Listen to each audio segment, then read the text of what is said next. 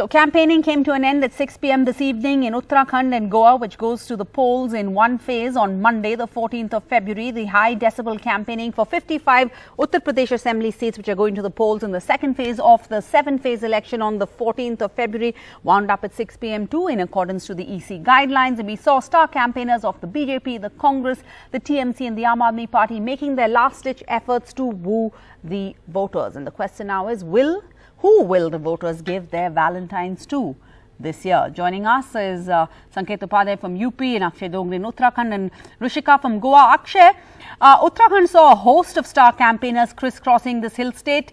The Prime Minister, the Home Minister, the Congress General Secretary Priyanka Gandhi Vadra, all of them holding rallies in support of their party candidates. But a googly of sorts, really, perhaps you could put it that way, was thrown by the Chief Minister, who promised a uniform civil code on the last day of campaigning. Is that the top priority for the voter in this hill state? Well, not exactly, Sarah, because during the elections, whenever we spoke with people, wherever we went, people only spoke about inflation. People spoke about unemployment and migration from the hills. According to a report, there are approximately 84 villages where there is not even a single family residing in them, not even a single voter. So these are certain key issues. However, the Bharatiya Janata Party spoke of the Uniform Civil Code, they spoke of love jihad laws. They said that they will be strengthening the laws and ensure 10-year punishment for love jihad. These are all political issues that the BJP is trying to bring into the state in hope to get more voters. But we'll speak to these voters only, try to understand what exactly is the situation like. I am in the Lal Kuwa assembly seat from where the former Chief Minister Harish Rawat is contesting. Also, a very interesting point here in the state politics of Uttarakhand, every 5 years, the people change the government hoping for development. The very same development for which the state was formed. However, the state, most of it is still deprived of development of basic infrastructure. So we'll speak to these people and try to understand the opinion of the voters here. आप लोग यहीं के रहने वाले भैया? बिल्कुल sir. तो एक चीज मैं जानना चाहता हूँ, यहाँ पर सबसे मुख्य मुद्दे क्या है लोगों के? मुख्य मुद्दे बेरोजगारी। हाँ? जैसे बेरोजगारी। बेरोजगारी। हाँ। और सड़क, कई चीजें यहाँ पर हमारे मेन मुद्दे हैं। तो महंगाई और बेरोजगारी मेन मुद्दे हैं। महंगाई और बेरोजगारी। So you can see people speaking about महंगाई मुद्दे हैं यहाँ के सबसे बड़े। बहुत महंगाई हो रही है। महंगाई है। हाँ। तो उसी को देखते हुए वोट देंगे। So these are certain issues that have been spoken about. So remains to be seen that what exactly will be the mandate of people, but it will be decided on the 10th of March now. Sarah? Well, thanks Akshay. Rishika, meanwhile in Goa, given its revolving door politics, what about the voters in the state? Do they prioritize, what have you found, voting for the candidate or for the party? Well, it is the smallest state, but it is one of the most fascinating elections. Sarah, like you said, 14th of February is when Goa casts its vote. And, this time one of the most interesting aspects of the election has been just the sheer number of opposition parties that are in the fray. Voters who are disillusioned with the current state of affairs, the 10-year anti-incumbency of the Bharatiya Janata Party, are confused on who is the most viable opposition. Is it the Congress? Because they fear if they vote for the Congress, those MLAs defect and join the BJP. Remember, Congress has seen a huge rate of defection. 15 of the 17 Congress MLAs who were voted to power in 2017 defected and joined the BJP. On the other hand, TMC has come into the fray just about 4 months ago. As far as the Aam Aadmi Party is concerned, in the last election, they drew a blank. A lot of their candidates, in fact, lost their deposit. They are hoping that they will gain some ground. They have put in work over the last 5 years. The BJP at the moment is missing the leadership of Manohar Parrikar. It is their first election without Manohar Parrikar. Can Pramod Sawant deliver to them is a very big question. I heard what voters were telling Akshay in the hill state of Uttarakhand, and I have to tell you, the issues for the voter here in Goa are very similar. The geographical context, may be completely different. The politics of Goa may be completely different. But as far as the voter is concerned, we've crisscrossed the state of Goa. Unemployment is the biggest issue, and so is price rise. And interestingly, when we spoke with the Goa Chief Minister earlier today, he said, according to him too, unemployment is the biggest issue for the people of Goa. All right, thanks Rishika. Sanket, meanwhile, analyze the second phase of polling for us in the state in the context of the polarizing nature of the election campaigning we've seen so far. Well, yes, it's a crucial date on Valentine's Day for the voters in Uttar Pradesh. Phase 2, very crucial. 9 districts, 55 seats that are going to go to polls. A very interesting mix of candidates, from a candidate who declared his wealth to be only 6,700 rupees to a candidate who's fairly richy rich, the Nawab of Rampur, wealth of well over 250 crores. But while all of this is happening, really a lot of things will be put to test. Number one, whether polarizing politics works or not. We know that the Chief Minister of Uttar Pradesh, on the very day of polling of first phase, made certain comments about voting the BJP, else Uttar Pradesh will become Kashmir, Kerala, as well as West Bengal. Now, whether the politics of polarization will work or not will be known on the 10th of March. But it's very interesting what the Samajwadi Party is doing. They are not engaging with the BJP on this polarizing politics. Akhilesh Yadav in his campaign is continuing to talk about issues where the BJP government has failed, where Yogi Adityanath has failed, and not getting engaged too much on polarizing conversation. He's avoiding making certain comments also. Now, is this working in his favor or not? Again, 10th of March. But the BJP has realized what Akhilesh Yadav is doing, avoiding a confrontation on polarizing politics. And that is why there has been a shifting of gears by the BJP. Now the BJP MLAs who are contesting, many of the aspirants, are trying to convince people that if you vote SP, it will lead to a bad law and order situation. Now, law and order is one issue which does not involve any Hindu-Muslim, which is not polarizing in nature also, and at the same time also attacks the perception of the Samajwadi Party. All right, so thanks Sanket, Rishika and Akshay. But staying with UP, a lot of the focus in the state has been on big leaders and star candidates. But in some of the state's poorest and most impoverished areas, it's a fight for things you and I take for granted. In East UP's Sonbhadra, here's a report from India's thermal power hub, where accessing simple, clean drinking water remains a pipe dream.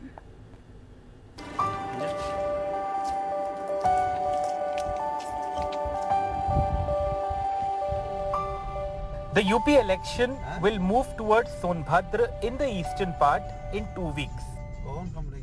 But voting isn't really uppermost on the minds of many villagers in one of the states and India's most backward areas, that is also the country's thermal power hub. Instead, it is this daily struggle for drinking water that is the predominant issue for thousands of women who are forced to trek many kilometers each day in search of what is a basic necessity.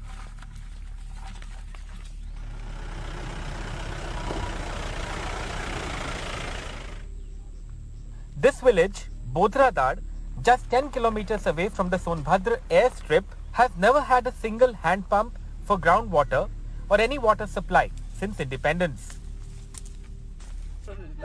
The village has 150 families, 800 residents, many of them voters like Leelavati in her 40s, who has spent the last 2 decades here and has to do this 3-kilometer trek each day for water. But this is not the end of Leelavati's woes or those of others. The closest water source is this large dam, Rihand or Govind Ballabh Pant Sagar, constructed in the 60s. But multiple power plants have been built around the dam, and activists say the discharge from these plants has made the water very poisonous. तो 1.5 kilometre per day आते हैं, per day जाते हैं। दिन भर में कितने बार आते हैं? 3 बार 4 बार पानी हो जाता है लेके जाने में यहाँ से। सुबह आएंगे, कोई ज्यादा मेहमान आ जाते हैं, फिर पानी तो भरे पड़ता है हम लोग को बहुत। चाय के तो कोई यहाँ पे कोई सुविधा नहीं देता है, तो प्रधान है तो प्रधान सुविधा कुछ नहीं देता है। चुनाव में ये देखिए, कोई बन जाएगा तो पानी की सुविधा करे तो और अच्छी बात है, नहीं हो पाएगा तो पानी तो डैम में पीते हैं हम लोग। डैम का पानी भी तो ठीक नहीं है।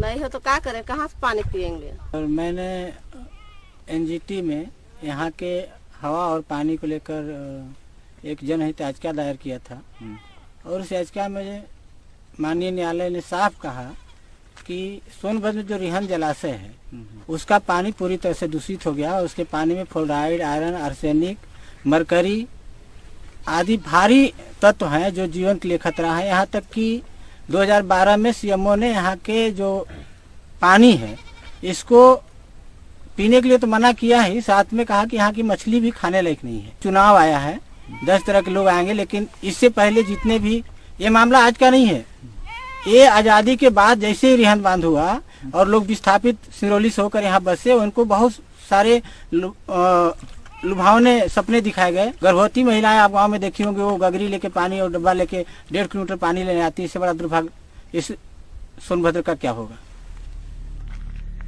Sonbhadra has 1378 villages and a 20 lakh population. At least 24 villages do not have a single hand pump, and there is a water problem in many others.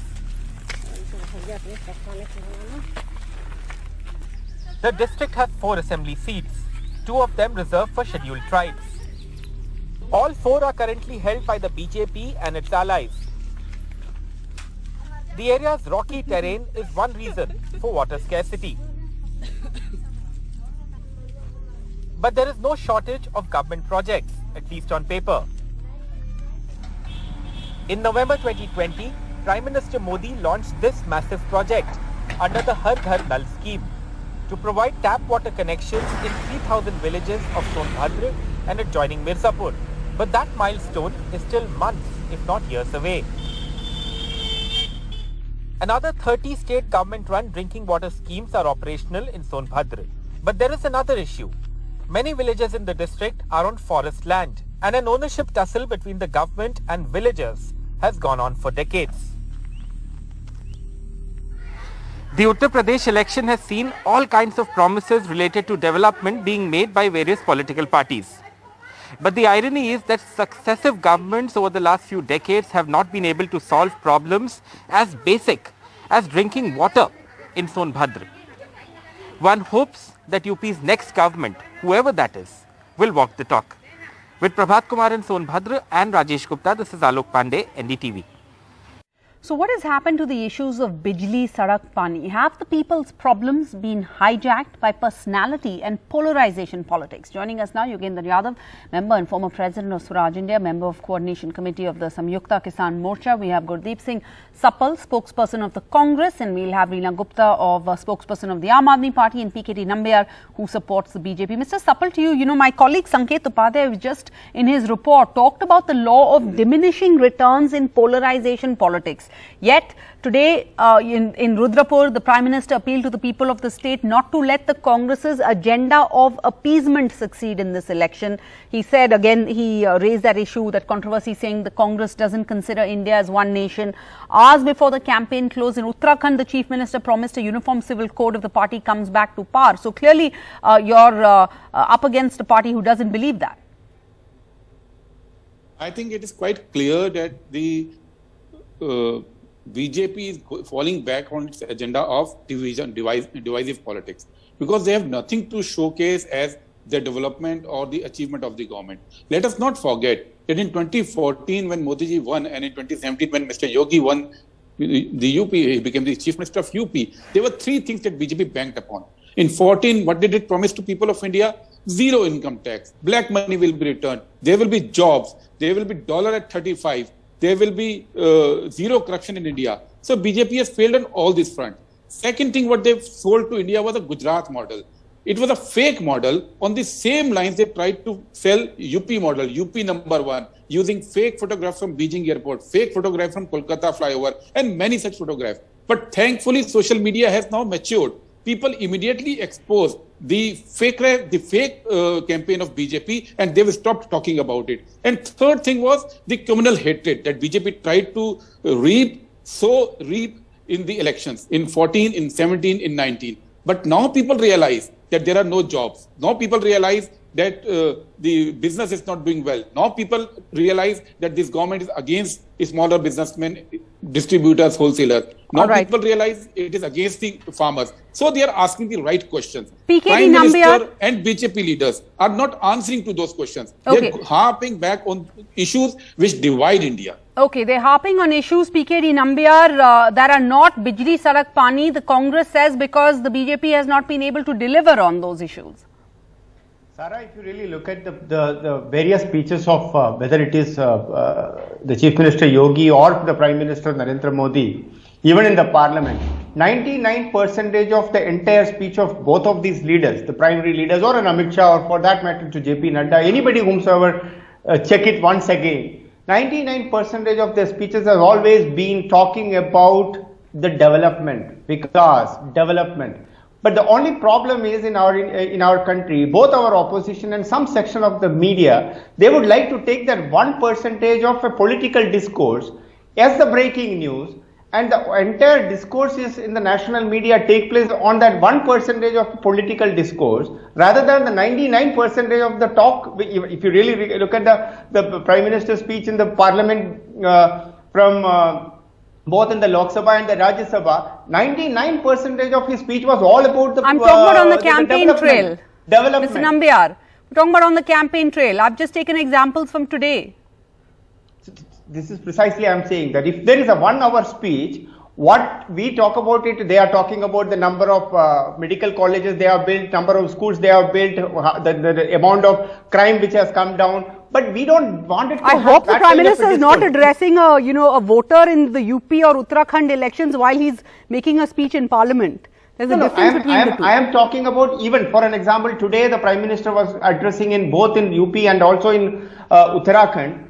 Analyze those speeches. It was all about development, how Uttarakhand has developed it under the government. But it is the media's fault. And it is the responsibility of the media and the opposition to bring, if there is some kind of the fact check on what government has done and discuss on those points. So it is the media's fault. All right, Reena Gupta of the Aam Aadmi Party, well, it's up to maybe AAP who can, break this trend perhaps, because now in Goa, the party chief Arvind Kejriwal has promised to replicate the Delhi model, provide a corruption-free government. Is this a gamble given the politics of our times today?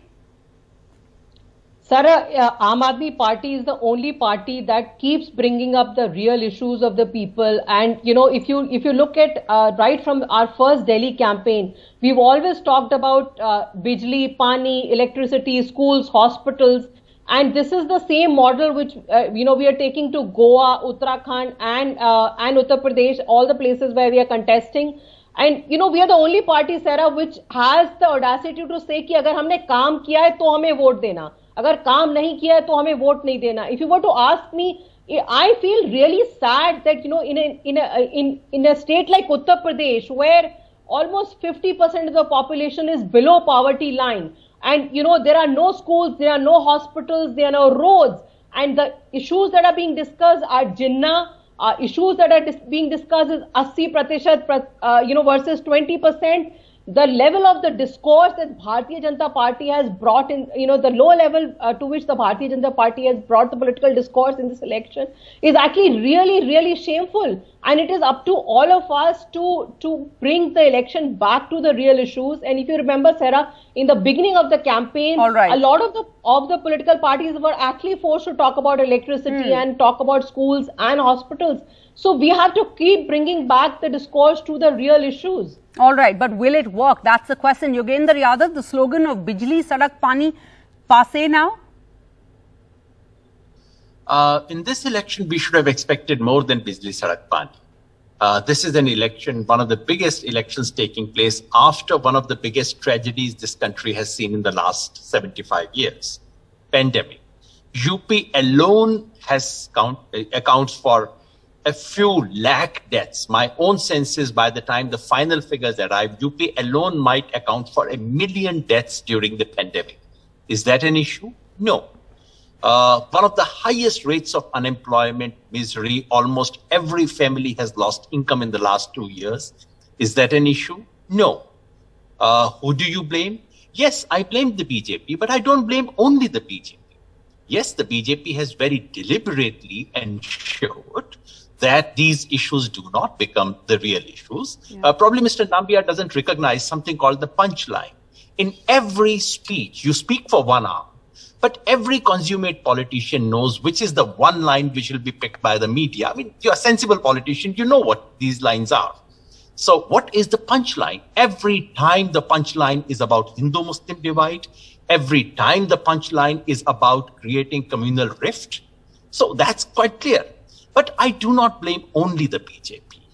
I blame ourselves. I blame the media. All right. Look at the BJP, their manifesto of Uttar Pradesh. Okay. It is verbatim the promises of 5 years ago which were not fulfilled. BJP has repeated them. All right. Has questioned them. And just one more point. Congress party in Punjab, have they come up with a good account of what they did in the last 5 years? Has Samajwadi Party been able to raise the issues that needed to be raised? And has the Aam Aadmi Party not played the BJP card by promising Devbhoomi in Uttarakhand? So how can you blame only one person? All right. Thank you all for joining us. What is the punchline? Let's hope it lies with the voter this time. We'll be back for more on this, but thank you all for joining us tonight.